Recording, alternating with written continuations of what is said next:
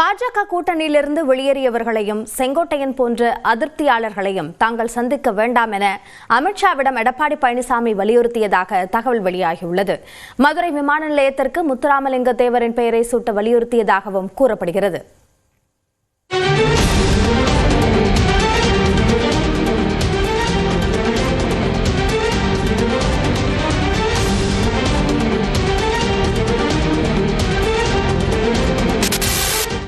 தமிழ்நாடு சட்டமன்ற தேர்தலுக்கு சில மாதங்களே உள்ள நிலையில் அரசியல் கட்சிகள் அதற்கான பணிகளில் மும்முரமாக ஈடுபட்டு வருகின்றன.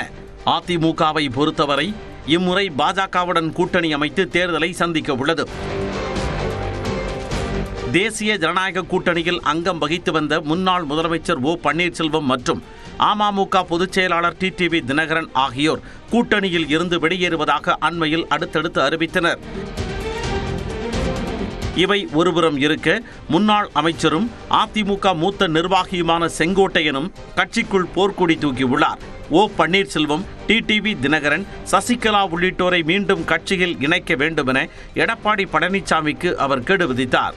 ஆனால் தனது முடிவில் உறுதியாக உள்ள அதிமுக பொதுச் செயலாளர் எடப்பாடி பழனிசாமி தனக்கு கெடு விதித்த செங்கோட்டையனை மாவட்ட செயலாளர் உள்ளிட்ட கட்சி பொறுப்புகளில் இருந்து நீக்கினார். அதேபோல முதலமைச்சர் வேட்பாளராக எடப்பாடி பழனிசாமியை ஏற்றுக்கொள்ளவே முடியாது என டிடிவி தினகரன் மறுபுறம் தொடர்ந்து கூறி வருகிறார்.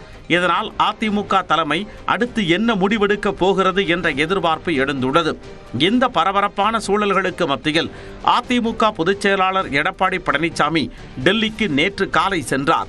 குடியரசு துணைத் தலைவராக பதவியேற்ற சி.பி. ராதாகிருஷ்ணனை அதிமுக எம்பிக்களுடன் நேரில் சென்று சந்தித்த எடப்பாடி பழனிசாமி அவருக்கு வாழ்த்து தெரிவித்தார். அதன் பின்னர் மத்திய உள்துறை அமைச்சர் அமித்ஷாவை அவரது இல்லத்தில் நேற்றிரவு சந்தித்தார். எடப்பாடி பழனிசாமியுடன் K P. Munusamy, S P. Velumani, Dindigul Srinivasan, Thambidurai, C V. Shanmugam, Inbadurai, Dhanapal உள்ளிட்டோரும் அமித்ஷாவை சந்தித்து பேசினர். அதன் பின்னர் மற்றவர்கள் வெளியே வந்த நிலையில் அமித்ஷா மற்றும் எடப்பாடி பழனிசாமி ஆகியோர் தனியாக சுமார் 20 நிமிடங்கள் பேசியதாக கூறப்படுகிறது. இந்த சந்திப்பில் பல்வேறு விஷயங்கள் குறித்து எடப்பாடி பழனிசாமி பேசியதாக தகவல் வெளியாகியுள்ளது.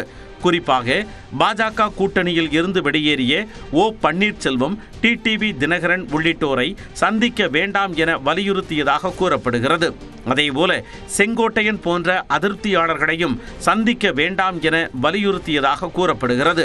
அது மட்டுமல்லாமல் திமுக தலைவர்கள் மீதான அமலாக்கத்துறை மற்றும் சிபிஐ வழக்குகளை துரிதப்படுத்தவும் எடப்பாடி பழனிசாமி அமித்ஷாவிடம் வலியுறுத்தியதாக கூறப்படுகிறது.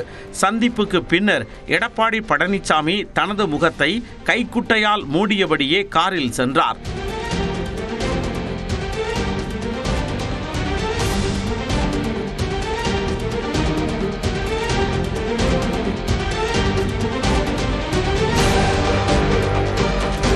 அதிமுக இணைப்பு தொடர்பாக தனக்கு கெடு விதித்திருந்த செங்கோட்டையன் அமித்ஷாவை சில தினங்களுக்கு முன்னர் சந்தித்துவிட்டு வந்திருந்த நிலையில் தற்பொழுது எடப்பாடி பழனிசாமியும் அவரை நேரில் சந்தித்துள்ளது முக்கியத்துவம் பெற்றுள்ளது.